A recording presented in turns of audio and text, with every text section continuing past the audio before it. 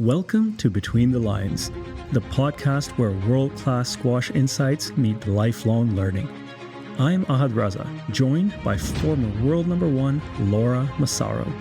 Together, we decode strategy, mindset, and performance from the highest levels of the game and share it with a growing global community. Because the journey never ends, and it's better when we grow together. Ladies and gentlemen, welcome to Between the Lines. Today, Laura and I are going to take you through something unique and special. It's the first time we've ever done this, and we are legitimately freestyling it for you without a ton of planning.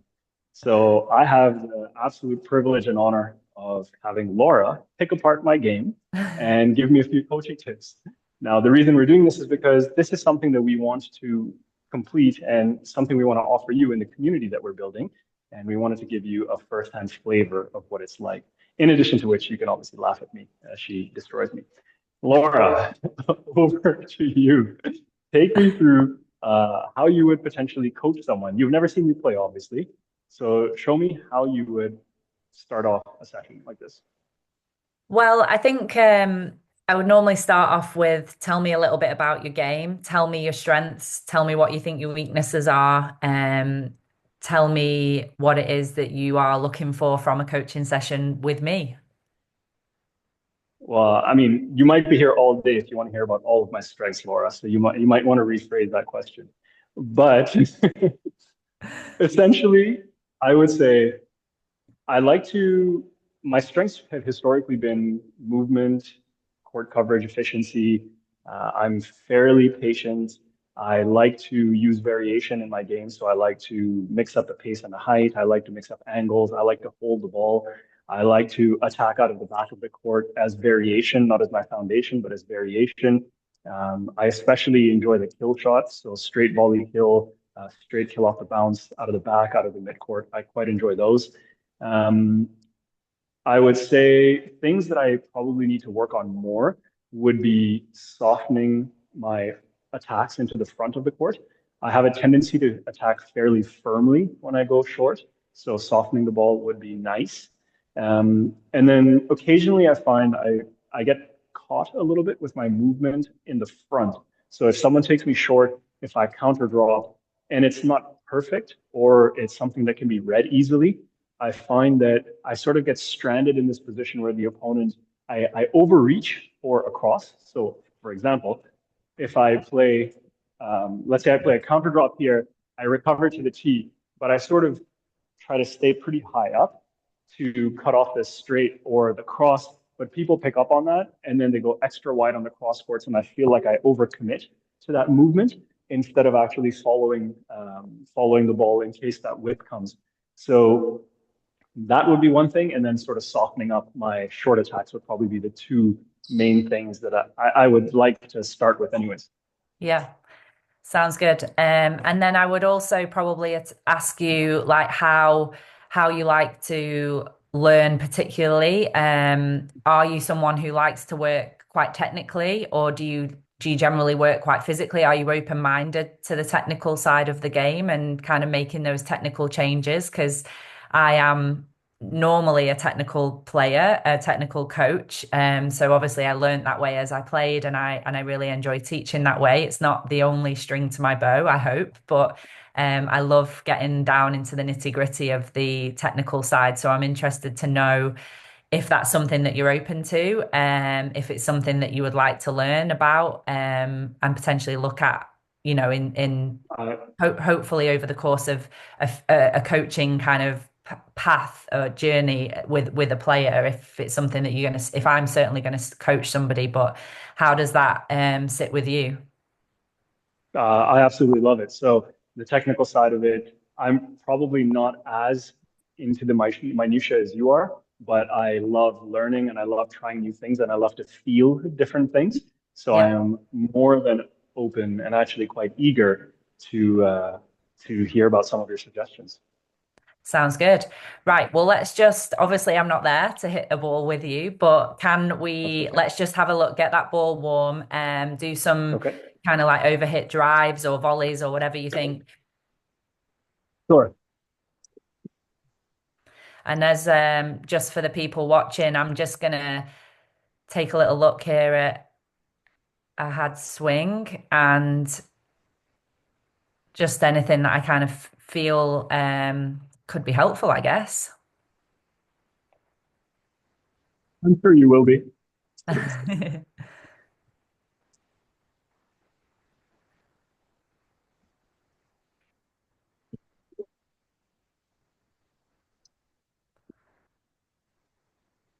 Nice.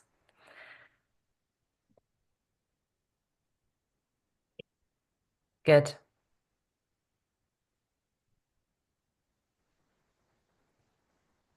I mean, I just as I'm watching you hit a little bit there, I can tell that Yes, perhaps your style of play is one that you would like to hold the ball quite a bit, let the ball drop maybe a little bit to get those options and deception. So yes. as a general as a question, like aside from that, kind of knowing that that might be something that you quite like to do, how good are you at stepping forward onto balls, taking balls early? Having Right. having different options from taking someone's time away rather than necessarily kind of making them stop on the tee. Yes. So that's a great question. So that's something I've actively been working on, where I really try to teach myself to actively hunt for the volley every time when I'm Yeah, coming off the tee. But I probably don't go uh, forward as much as I could. yeah, Obviously, you can't go forward every time because if someone's playing at a very high pace, unless you're seeing the ball like a melon, it's hard to go yeah, forward at a high pace. But I do always try to look across yeah, before dropping back. yeah, yeah, The other thing that I try to do in terms of speed is when someone gives me kind of loose balls in the front, I try to use my speed. And this is probably one of my other challenges that I need to work through. I try to use speed onto the ball, but again, for disguise, as opposed to initially setting up the pattern and just sort of stinging them yeah, by getting on it early. yeah, So I find like I'll do stuff like this. Someone put the ball in, I get on it early, and then I sort of hold, and then I try to yeah, break the pattern, and then I do something, as opposed to yeah, just get on it early and put it in to take time away from them. yeah, So that's something that I'm working on, and when I yeah, get the balance right, then it feels better. yeah, yeah. My only sort of and correct me if I'm wrong with this, my only criticism of steaming onto a ball really quickly and then holding it, Mhm. if you Yeah. as you go higher up the ranks as a player, it becomes very difficult to play a drop shot from that position. So if anyone is Mm. reading that shot, they're going to go, okay, he's steamed onto it, but he's almost effectively run past the ball a little bit, which Right. means that you can't play a drop shot that's got any sort of kind of downward spin on it. The only way you can play a drop Hmm. shot is with an upward trajectory, which with Hmm. anyone who has again kind of got a read on the game is going to see that that drop shot's going to come, and then the way that the drop shot is played is with quite a lot of hang time on it. The reaction off the racket to the front wall is upward, and then the reaction off the front wall to the floor means that there's no spin on the ball, which means the ball bounces up off the floor. So just to try and get that down, the higher Yes. up the rank, like that steaming onto a ball is really, really good up until a point, I would say. And then all of a sudden you're going to hit a wall where people are going to go, well, you can't play a drop shot from there that I can't not get back. So Right. I'm wondering, so a lot of what I teach is timing the final stride with the shot. So for example, Hmm. a very good like land and hit, as I like to call it, where you would move Right. on to the ball and you would time that last stride with the strike of the ball. So the foot would land on the Yes. floor as the ball struck the strings.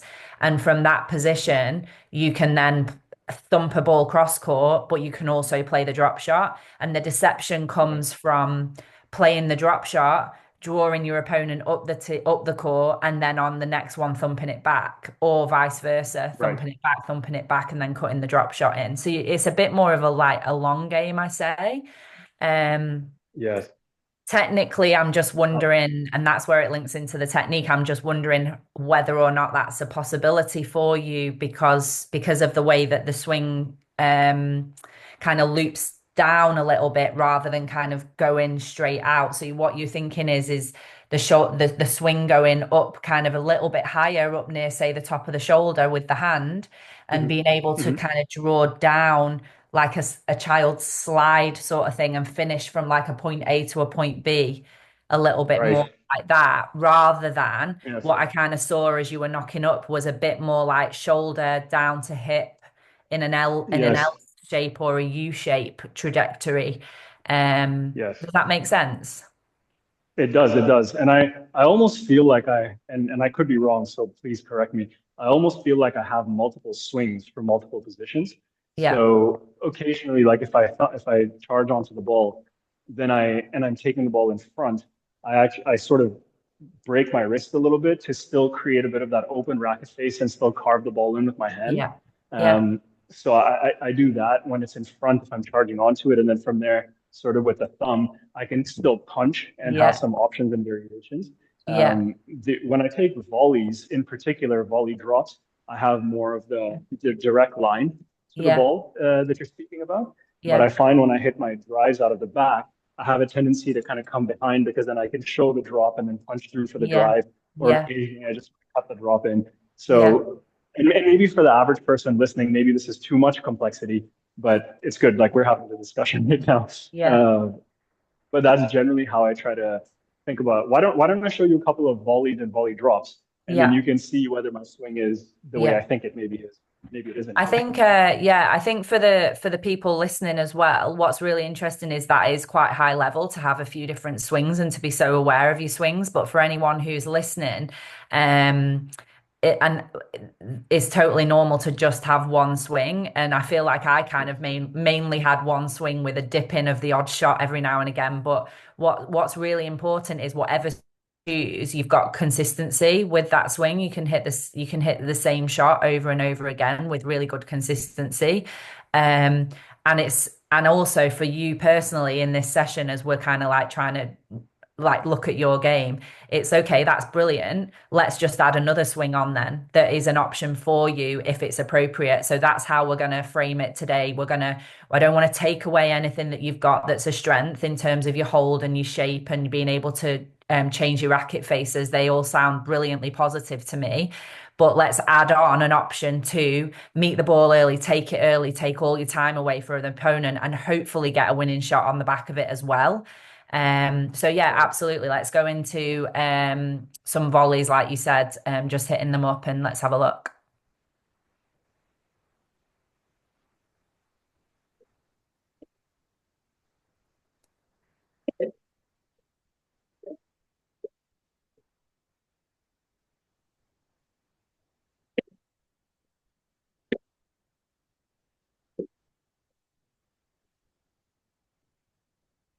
Nice.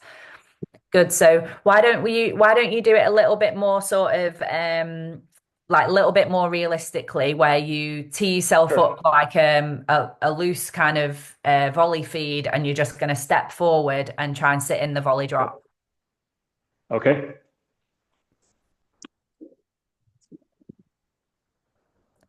Good. So let's keep going with that and have a little look. Nice. Good.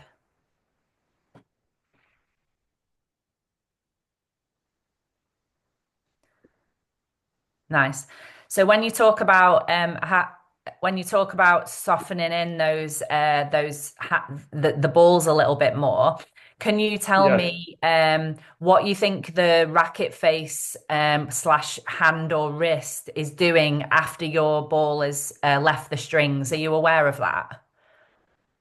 So right now I'm hitting it fairly firmly, or so I feel. Yeah, And depending on the angle, I'm either going closer to a nick or I'm trying to run it into the sidewall. But yeah, I feel like right now everything is just a little bit firmer, yeah, crisper, and to my destination. But I yeah. think I need to probably cut the ball a little bit more and Okay. like maybe extend, or Yeah, sometimes when off the bounce, I just sort of soften the swing yeah. and kind of caress the ball into the corner. But I So I feel think sometimes what if I miss do hit you, that, it floats. yeah, do you know what your racket is actually doing after the ball has left your strings? What happens basically, I guess what I'm asking is what happens to your follow through after you've struck the ball? At the moment when hitting firmly, Yeah. I think that it's kind of coming down over here. Yeah. but I could be wrong. Yeah, so what I see a little bit is the racket's coming down quite severely, but actually the wrist is kind of turning at the end of the shot. If that's Yes. so if you think about where your the top of your hand is finishing, it's finishing Mhm. more upwards to the ceiling or even the forehand side wall. And I'm Right. wondering if we could maybe look at finishing with the top of the hand finishing more towards the front wall or possibly even towards where you want the ball to go. So see how Got your racket, your strings are facing very upwards to the ceiling there.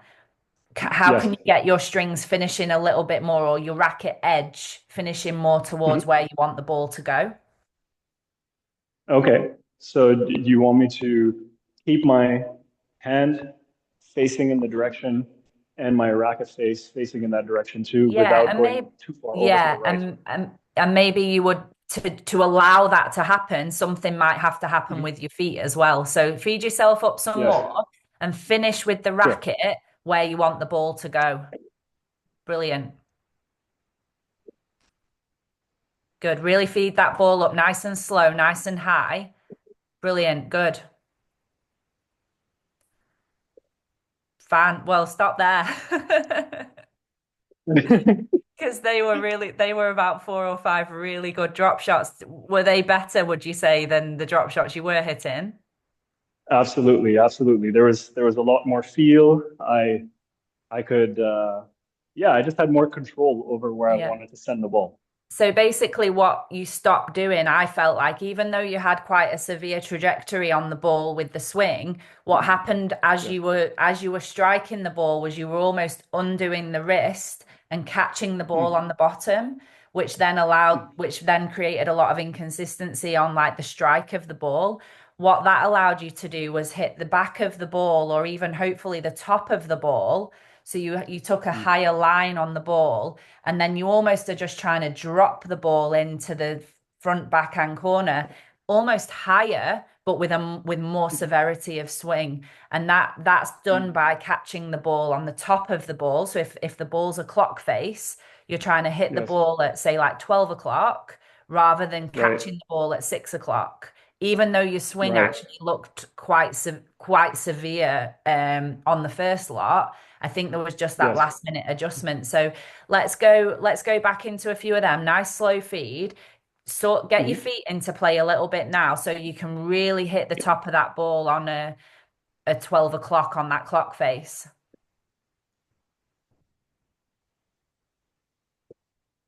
So that one came a little bit round there to the forehand wall. Finish the racket head down to that backhand tin level I had where it so see there, just stop a sec. So as you're Yep. finishing, the racket Yes. is finishing and then finishing upwards like that. How can you get the racket to Mm. finish basically the racket head finish a little bit Yes. lower than the wrist? So do that demo again. Mm. Fin it there. Yeah. How can you get it to finish and point to the backhand corner lower than the wrist? Yes. Yeah, brilliant. Okay. Let's try. Great. Good. Anyone else?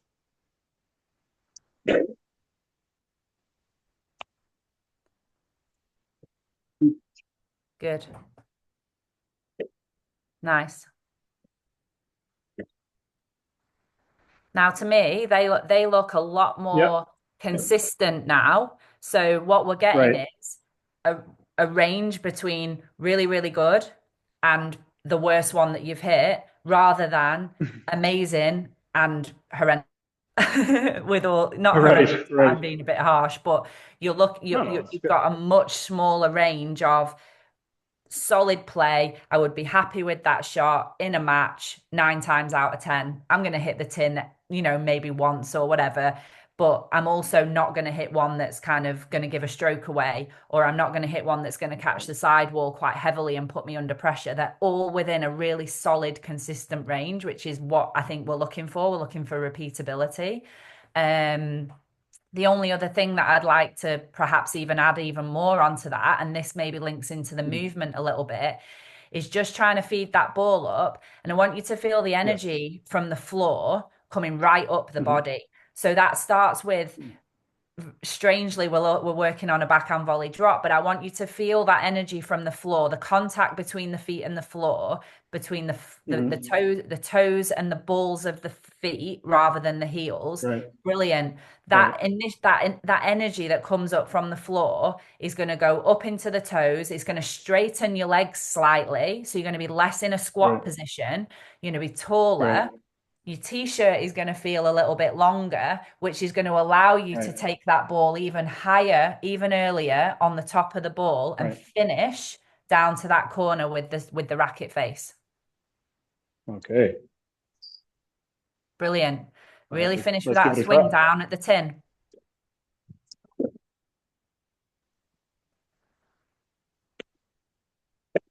Brilliant shot. That was a great hang there. You got a real hang up, hang, and really go forward with that motion I had where you go forward with the ball, go with the ball to the front of that corner. Okay.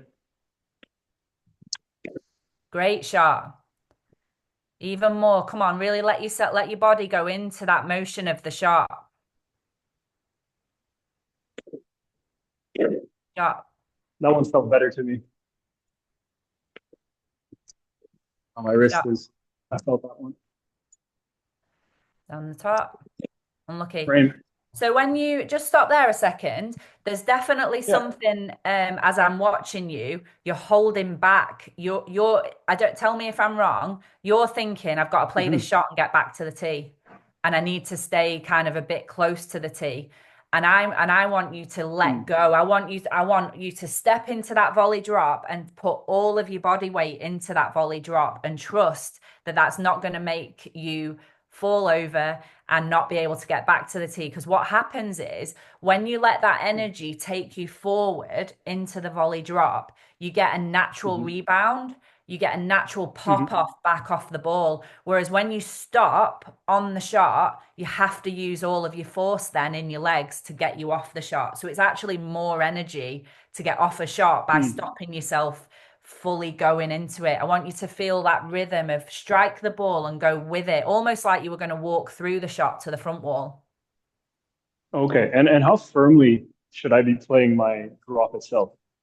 Well, the drop shot will come based on the height of the ball and whether you can keep this upward momentum. I'm more than happy Hmm. for the more you can get this movement, the more you can hit the top of the ball, the swing speed will Right. become really appropriate for the sort of shot that you've got. Because what I feel like you would do at the moment is always have to put the ball in quite quickly because there's a lot of undercut on it. Whereas now you've got a little Hmm. bit more downward cut on the ball, you can actually hit that as Right. firmly as you want because the spin is always going to go floor sidewall or floor down rather than floor up.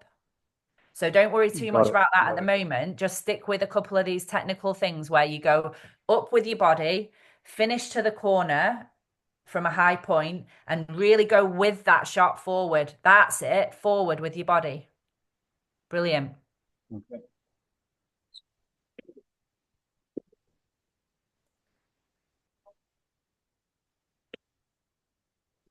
Good. So soften that front knee a little bit, Ahad, as you hit the ball. Soften into that front knee. Okay. Let me feel that.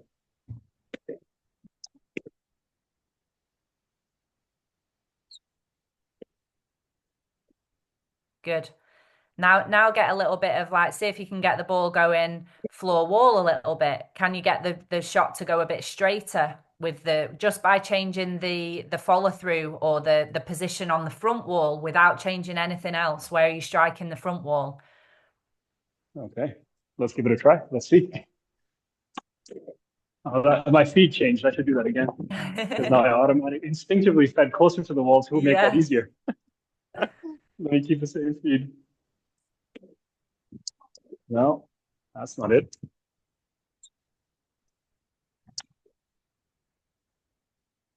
Good. Keep that energy into the feet. Up, up.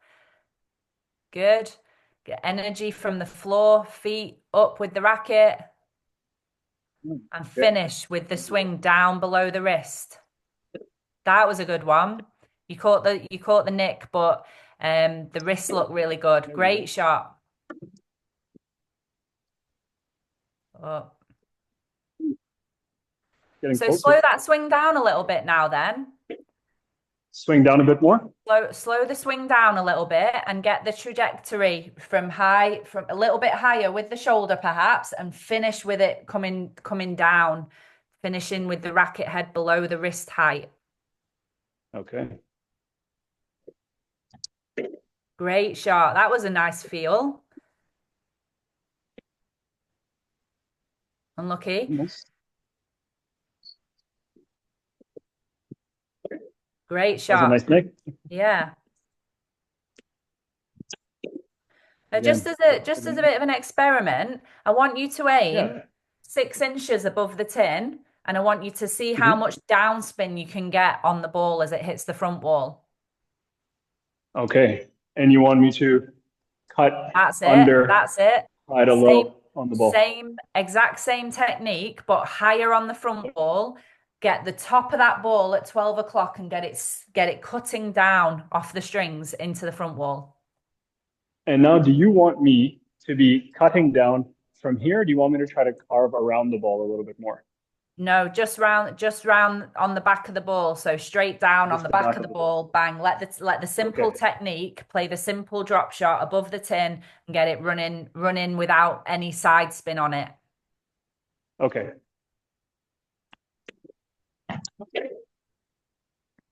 Good. Finish the racket towards that corner. No one's being too far down. That's the one. See how much higher on the front wall that was? High on the front Right. wall. That was too low. Margins are too small, Laura.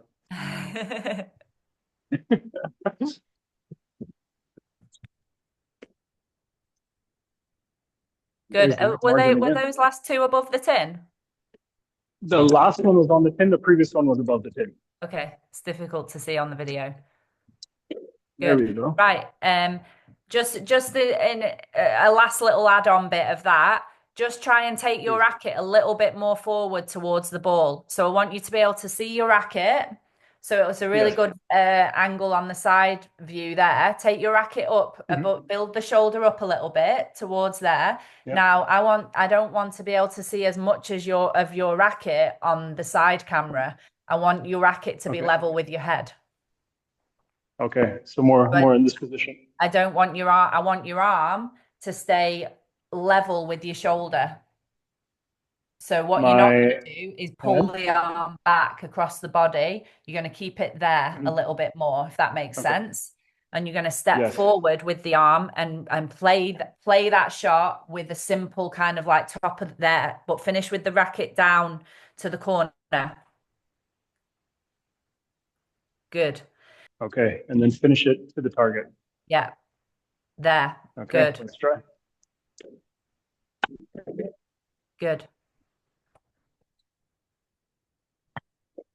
Nice. That was a great A bit step off in balance there. on So that your one. racket allowed you to Yeah. go forward. Take your racket forward. Go. Step. That one. Brilliant.